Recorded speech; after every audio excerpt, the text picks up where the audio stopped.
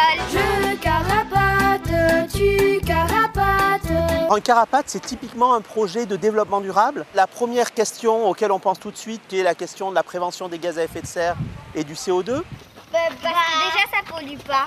Je l'ai fait dans une démarche surtout environnementale, à savoir ne plus utiliser la voiture pour aller à l'école. On est à 1 km, un peu plus d'1 km de l'école, c'est tout à fait faisable à pied. Et donc le but c'est aussi de réduire le nombre de véhicules autour de l'école. Si on pouvait essayer de diminuer un petit peu le flux des voitures devant les écoles, ce serait déjà une première chose importante.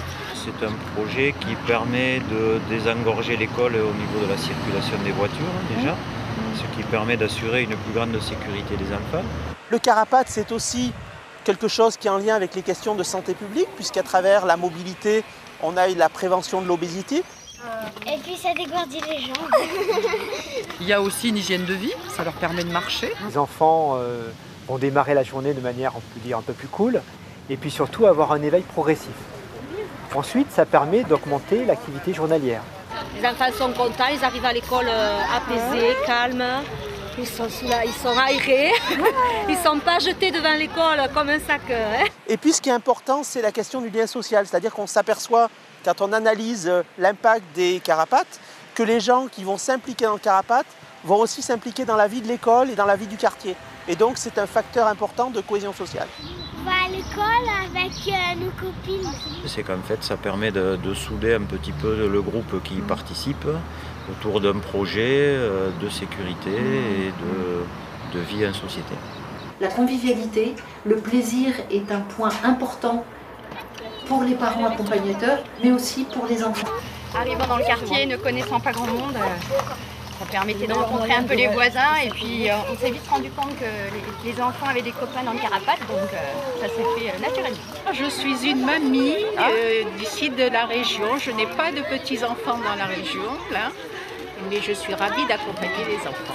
Je carapate, tu carapates, vous carapatez, nous carapatons. L'association Impieux est le centre régional de ressources Carapates.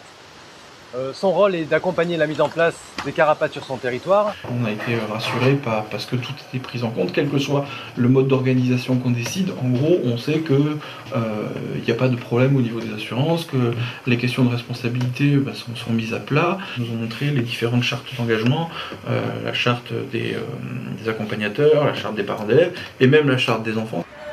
Ça fait plaisir de voir enfin l'aboutissement d'un travail de plusieurs semaines grâce à l'investissement justement des parents d'élèves comme Madame Montfort, de la mairie, des enseignants, sans qui le projet ne peut pas vraiment aboutir, il faut vraiment l'implication de tous ces acteurs. Donc les directeurs ont joué le jeu, les instituts aussi, et je les remercie parce que sans eux on n'aurait pas pu avancer comme on a avancé, quoi.